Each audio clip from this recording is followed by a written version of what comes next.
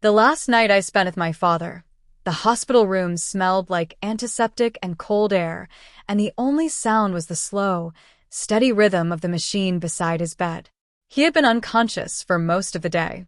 I had been sitting in the chair next to him since morning, holding his hand, talking to him the way the nurses told me to, as if he could hear everything, as if every word still reached him somewhere. Around 11 o'clock, his eyes opened. Not fully, just enough. He turned his head slowly and looked at me the way he had looked at me my entire life, like I was the most important thing he had ever seen, and he was surprised every single time that I was real. "Amanda," he whispered. "I'm here, Dad," I said. "I'm right here." He moved his hand. It took effort. I could see him making a deliberate, concentrated effort that broke something inside me. He pressed something small and cold into my palm and folded my fingers around it. His voice was barely a sound. "Promise me you won't lose this." "I promise," I said. "I promise, Dad." He closed his eyes. He didn't open them again. I sat there in that room for a long time after the machines changed their sound, holding my father's hand with one hand and a small metal key with the other. For 6 months, I carried that key everywhere. And for 6 months, I had no idea what had opened. Then one night, my mother called. Her voice was different from the moment I answered. Quiet in a way that wasn't grief, something more careful than that.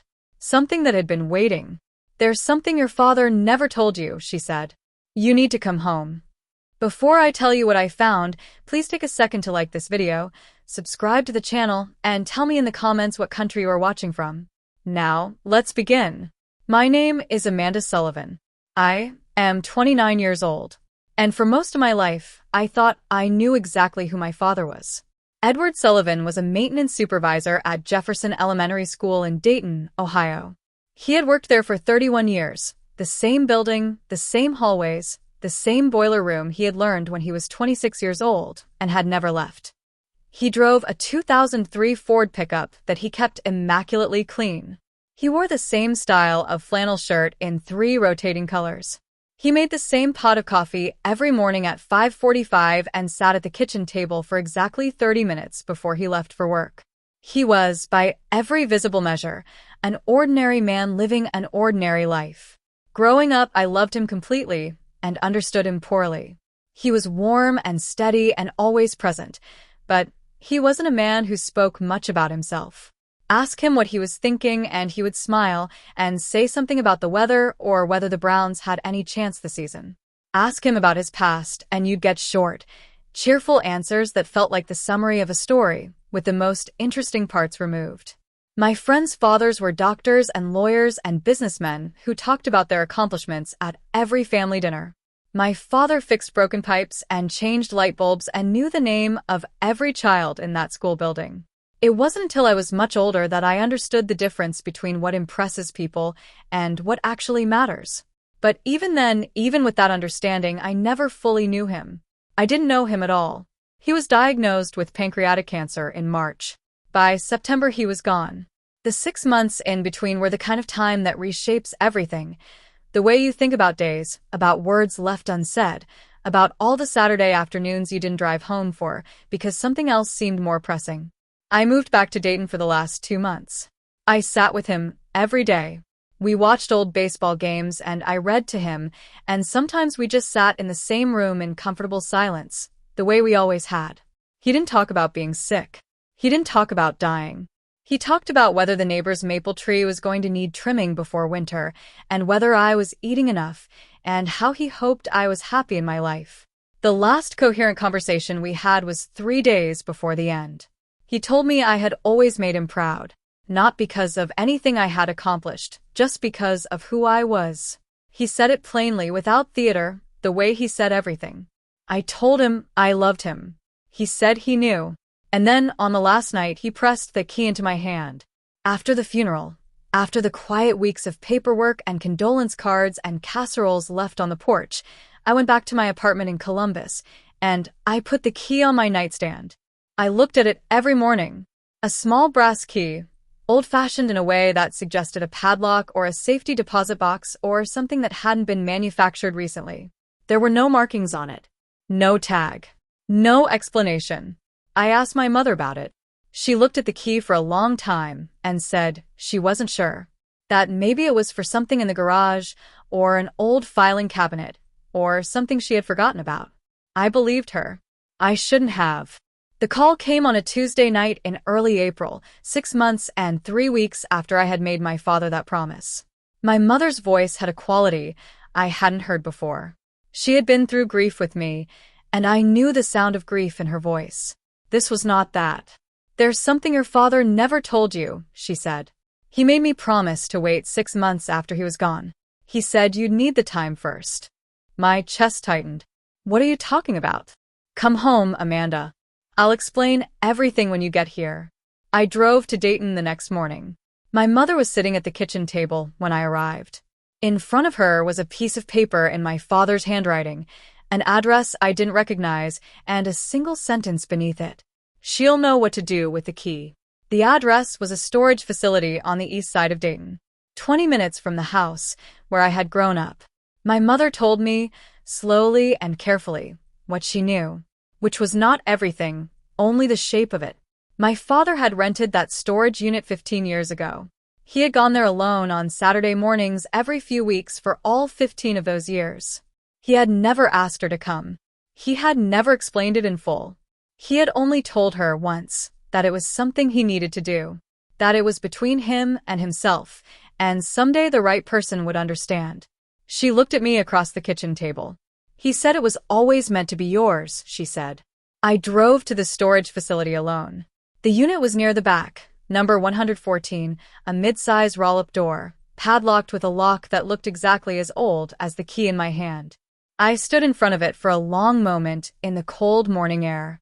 Then I put the key in the lock, and it turned the way locks turn when they have been waiting for the right person, easily, completely, without resistance. I lifted the door. The unit was clean and carefully organized, the way my father organized everything. Metal shelving along both walls.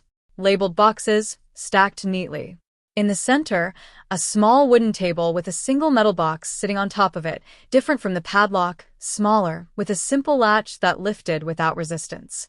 I opened the metal box first. Inside was a letter addressed to me in my father's handwriting. I sat down on the concrete floor and read it. My father, Edward Sullivan, maintenance supervisor, flannel shirt, 5:45 a.m. coffee, had for 31 years been doing something that no one in our family, including my mother, had known the full extent of. He had started quietly, the way he did everything. A family in his building at school, he wrote, who couldn't afford winter coats for their 3 children. He had bought the coats anonymously and left them outside the classroom door. That was the first time. He wrote that something settled in him that day, a feeling of rightness he had never found anywhere else. So he kept going. For 3 decades, my father had been setting aside a portion of every paycheck, not a large portion, never more than they could manage, but steady, every single month, and directing it toward people who needed it. Quietly, anonymously, always without any expectation of being known. The shelves held the record of all of it, box after box, labeled by year. Inside each one, letters. Thank you letters from families who had received anonymous help with heating bills, school supplies, medical costs. Letters addressed simply to a generous friend because my father had never given them a name to use. Letters from a small scholarship fund at Jefferson Elementary, a fund that had quietly existed for 14 years, administered through the school's PDA and funded every year by a donor listed in the records only as yes. 11 students had received that scholarship.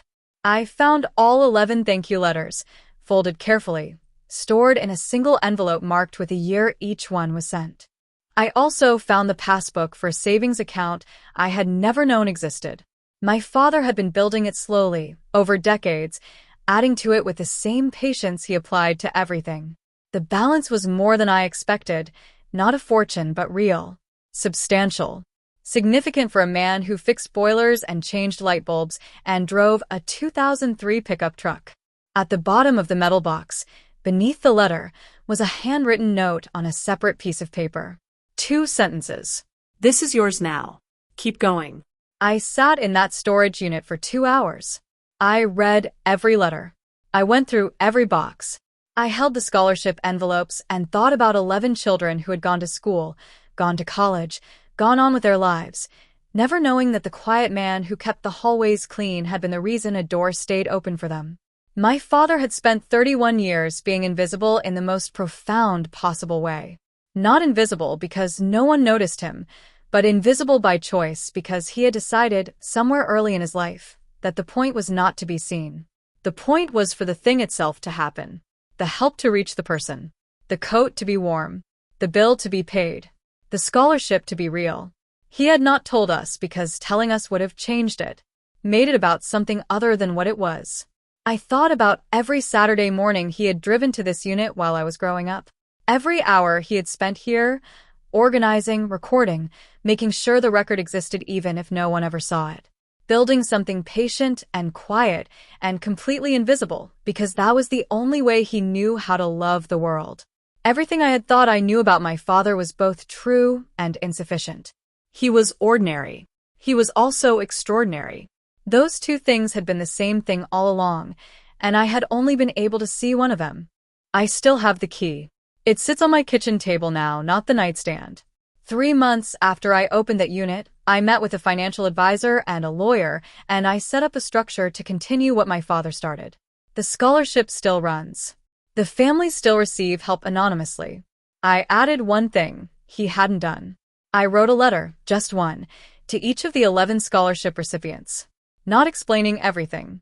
Just telling them that the person who had helped them was a man named Amanda Sullivan, who had worked at their school, and who had been glad to do it, and who was gone now, but whose decision to help them had mattered, and still did. I don't know if that was the right choice. My father probably would have kept the silence, but it felt like something he deserved. A few of them wrote back. I keep those letters in a box on the same shelf where I put his. People spend a lot of energy trying to be the kind of person others will remember. The name on the building, the credit in the room, the recognition that signals to the world that a life meant something. My father never wanted any of that. He wanted the coats to be warm. He wanted the bills to be paid. He wanted 11 children to have a door that stayed open. He pressed a key into my palm in a hospital room and asked me not to lose it. I think what he was really asking was something harder and more important. Don't lose the thing the key is for. Don't lose the habit of giving without being seen. Don't lose the understanding that the quietest lives are sometimes the fullest ones, and that the most important things a person does are very often the things no one ever watches them do. I carry the key every day. I finally understand why.